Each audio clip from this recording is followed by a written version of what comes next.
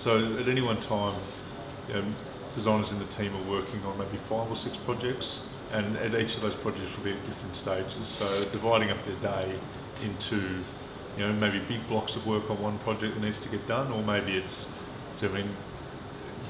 checking production samples from a job that's being finished, or it's getting concepts ready to present to somebody. So there's really no great structure to the day.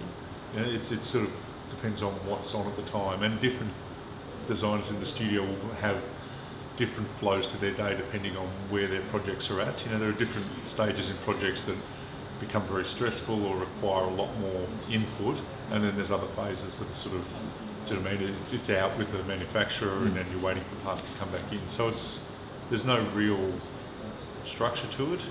We don't work hugely long hours. We'll be out of here by 7 o'clock most days, and maybe a bit earlier. It's really hard to say which projects they're most proud of. They all have their different attributes, and I mean, it's easy to say the ones you're proud of are the ones that have won an award or the ones that have been commercially successful, but that's not always the case. Like, it's really design solves problems, and it's the designs that have the good problem to solve that are the ones we're really proud of or interested in.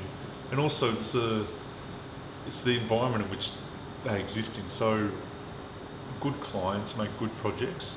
So a good project for us might have been some washer or a fastener that no one ever sees, is under a tap somewhere, but the client we worked with was good. And we did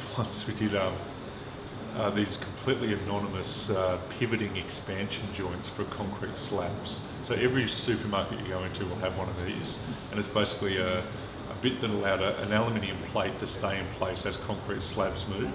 Now, it's completely anonymous. It's never going to be in a magazine. But the client had the idea for this thing. He was just a guy who wanted to run a business. He saw the opportunity. We designed it for him. He went out and did it. And something like that, it's a really neat and tidy, and we've really solved a problem and helped the client. And so it's something we're proud of, but it's not the flashy. It's not going to be shown in London Design Week or. So I think running a team of 8 guys at the moment. I try not to work with freelancers because I guess what we foster in Vert Design is a culture of innovation, and it's good to bring in new skills to it, but also it's a sort of a kind of a safe environment to innovate in, if that makes sense. And that's really what we offer our clients. We work with multinationals, and often they have their own design team as well. And so, why would they use our design services when they have their own design team? And it's really the culture in which we foster inside, and that's a culture of innovation. And the way in which we keep that innovation fresh and have it move is that we spend 30% of our time doing our own projects.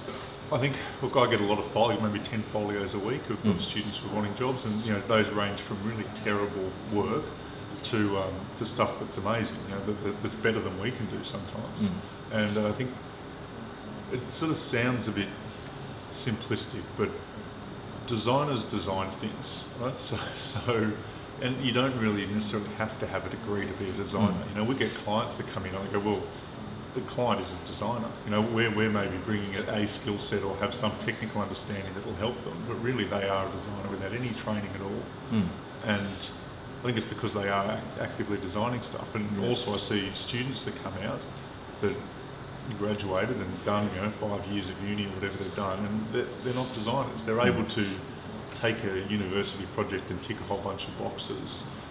And so what I really look for in work is people that have done things outside of the university curriculum.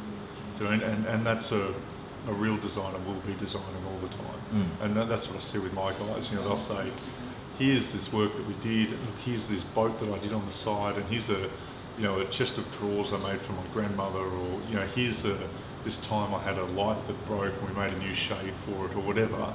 That they're people who are actively looking for ways in which design can solve real world problems. It's basically the same, that's what we're looking for, is things that aren't uni work. And we know there gets so many folios, what the curriculum is for all of the design. All of the design courses around Australia, we've seen so many of their folios. I'm sure the same projects would have been exactly. Well, that's the way they solve that problem, and really they are. in most cases the same projects for 10 years.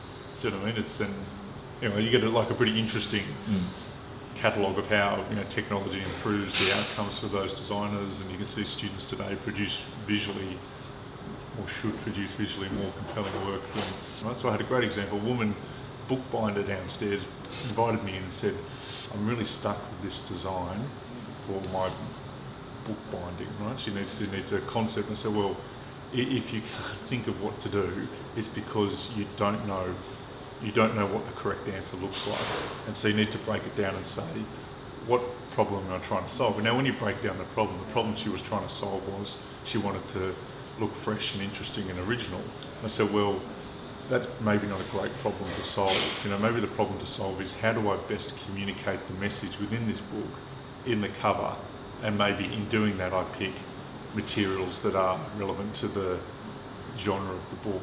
And once you start to break down those issues and find the better problem within the brief, then the design solution becomes practical.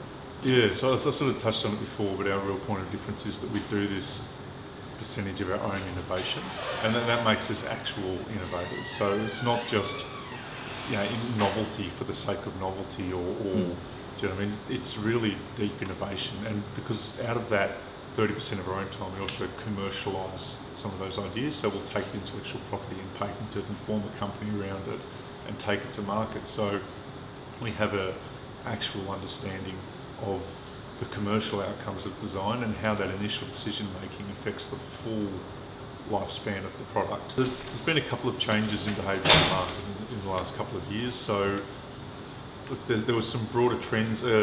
Prior to 2008, sustainability had a real strong push. Come 2009, it really dropped off the radar for people. So that's post the global financial crisis.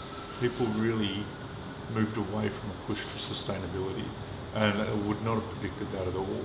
That it was, all of our briefs had in it a sustainable outcome, and now we're really needing to push that sustainable outcome back onto the market, which is not ideal at all. So that's been a broader social trend. Directly in the market, we saw a big return of people who had tried to outsource their design work to China. They thought that the cost advantage would make it worthwhile, and we just saw failure after failure after failure, which has been great for us. So we've got a big portion of the market that are educated in the ramifications of bad design and are prepared to come back and do it. Look, and also we found out we're pretty cost competitive. There's not a massive financial benefit in getting it done offshore. Look, I guess one of the interesting things is that a designer can produce a huge amount of content. And I heard someone say it in terms of the music industry. They said that the world only needs one Elton John. Like Elton John completely fulfills the need for Elton Johns, and his music will live for, whether you like it or not, by the way, but it will live for hundreds of years, and it's completely occupied that space. And I think maybe that's, I used to watch Beyond 2000 as a kid, and if you look at what they predicted, all of those things exist today. Do you know what I mean? Whether it's drones or 3D printers or scanners, all the things that they said were going to be this amazing future. But I think the big difference is none of the old stuff's gone away. So you still have horse and cart. You know what I mean? That there's still guys riding around on horses in Surrey Hills, and there's electric cars and hydrogen fueled cars, and it all exists in the one space. So the new hasn't removed the old. And I think this is the big problem for the established designer, is that the amount of physical stuff in the world is huge, and also the ability for a single designer to produce a huge amount of stuff. So it's just the noise. That's the problem for the established designer today, is the amount of noise. And you're not competing against just your peers, you're also competing against people who are dead 100 years. Do you know what I mean? So look at the designer furniture that I own. I've got some Eames chairs and do you know what I mean? I've got a whole bunch of Tapio Vercular glassware because I love that. So I haven't bought living designers, I've bought dead designers. So I think the fact that things aren't going away and designers have the ability to produce so much stuff means that the amount of noise is huge. Today, the biggest way that designers could make an impact is acknowledging the fact that apparently, if I look at my income bracket, I'm apparently in the top 5% of income earners. But then if I look at what that 1% at the top means, the gap between rich and poor is phenomenal, and the inequity in our society. And I think we hold this Americanism that somehow we all have the potential to make it. But the reality of the difference between the rich and the poor and the haves and the have-nots and people of our generation, I'm 33, the way in which the political structure is disadvantaging people of our age group, I think that's where designers and artists need to be thinking. Is that not that this is okay and that we should continue on with this system and we all have the potential to make it. It's saying the system's rigged and we need to address that. And I think that can be done in our design work. We're meant to be able to represent the culture of the time in our work. And I think when I see people making $3,000 vases or these objects of desire, I think for these that's not where we should be playing. We should be doing objects that make the bulk of people understand the situation as it is. And I think that's the biggest impact we could have today. Okay. Yeah. Thanks a lot. No worries, mate. Thank you.